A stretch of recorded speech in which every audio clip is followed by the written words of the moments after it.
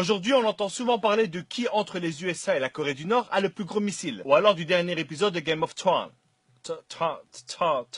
Mais il se passe un truc bien plus important dans le monde, vous l'aurez compris, aujourd'hui on va parler du Congo. Et donc quand je parlerai de Congo, je parle évidemment de la République démocratique du Congo. Le Congo est le deuxième pays le plus riche au monde, et je te jure ce n'est pas une blague, mais malheureusement vu que les Congolais ne bénéficient pas de leurs propres ressources, du coup c'est le deuxième pays le plus pauvre du monde. Aujourd'hui ce qui se passe au Congo c'est complètement la folie. C'est scandaleux mais t'es pas prêt. Je dis aujourd'hui mais ça fait quand même un bon moment que ça dure. Tout ça a commencé avec l'ancien roi de Belgique aka Léopold II et la conférence de Berlin. Et le concept de cette conférence est tellement dingue que j'ai été vérifié pratiquement 100 fois pour être sûr que c'est pas un fait ou une légende. C'était une conférence où il y avait une énorme carte de l'Afrique, plein de pays occidentaux, tu sais, des mecs avec des grandes moustaches et chacun choisissait une partie de l'Afrique. Chacun prenait ce qu'il voulait de ce continent dans le plus grand des calmes airs. Et évidemment sans demander quoi que ce soit aux Africains. Et à ce moment-là, t'as Léopold II qui dit, bon, personne veut le Congo, c'est bon, je le prends. Je sais pas si tu te rends compte, hein, mais à lui tout seul, il a décidé de prendre tout le Congo. Et là, t'es en train de te dire, ah, je comprends. Et donc, le Congo appartenait à la Belgique à ce moment-là. Non! Il était roi des Belges, mais ça n'appartenait pas à la Belgique. Ça appartenait à Léopold lui-même. D'un côté, il avait son boulot de fonctionnaire de roi, et de l'autre, il avait sa petite épicerie de 2 millions de kilomètres carrés. Et c'est exactement à partir de ce moment-là que tout est parti en vrille au Congo. Il a commencé par mettre des entreprises pour prélever le caoutchouc, mais quand il avait besoin de terre qui malheureusement appartenait à d'autres êtres humains, les négociations, elles étaient super simples. Je te donne 3 vélos, une casserole et tu me donnes ta terre. Et évidemment, si la personne d'en face refusait, c'était encore plus simple. Tu me donnes ta terre ou je te prends la vie. Et avec ses explorations, ses exportations, cette envie de richesse, il a à lui seul décimé pratiquement 15 millions de personnes. Ce qui représentait à l'époque quand même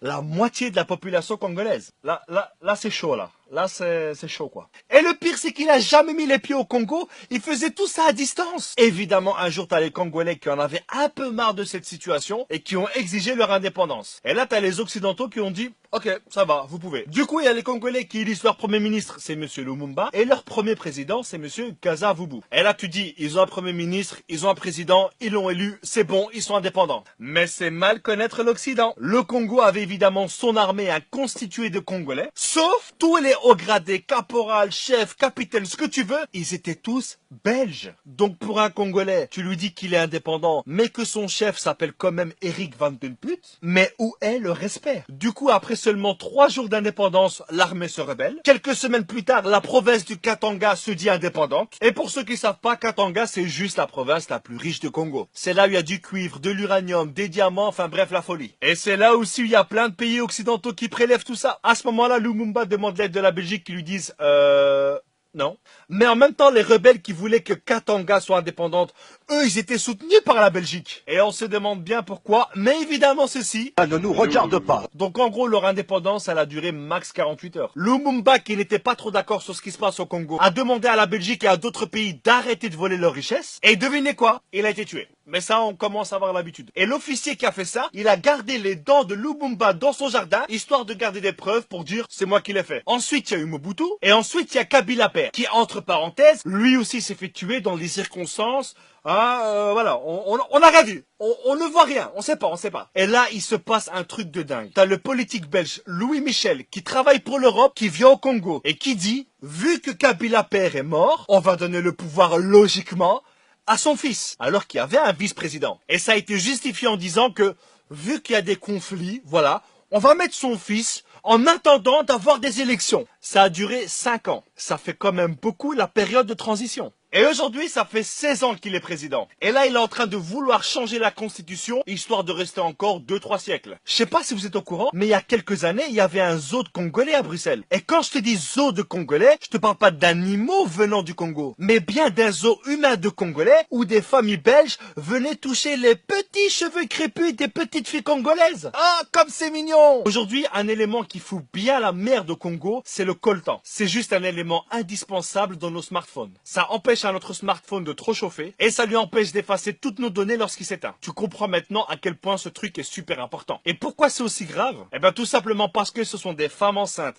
des enfants, des hommes qui sont payés 2 € par jour pour extraire ce précieux minerai. Et il y a des millions de personnes qui meurent à cause de ça. Et tous les fabricants de smartphones, d'ordinateurs, de tablettes utilisent le coltan congolais. Et ce coltan qui pourrait faire vivre tout le Congo est sorti illégalement vers le Rwanda qui le réenterre pour qu'ils puissent dire on est les premiers producteurs de coltan au monde. Quoi?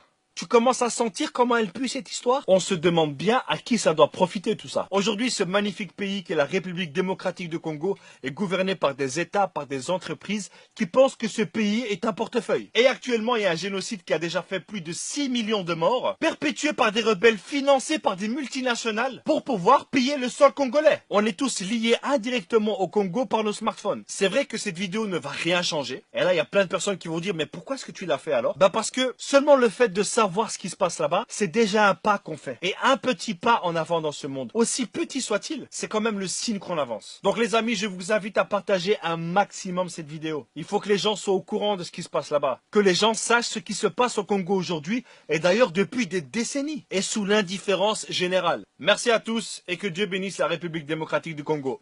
Ciao. Nous avons connu les ironies, les insultes, les coups que nous devions subir matin, midi et soir, parce que nous étions des nègres. Nous avons connu que la loi n'était jamais la même, selon qu'il s'agissait d'un blanc ou d'un noir. Qui oubliera les fusillades, les cachons furent brutalement jetés, ceux qui ne voulaient plus se soumettre au régime d'injustice, d'oppression et d'exploitation.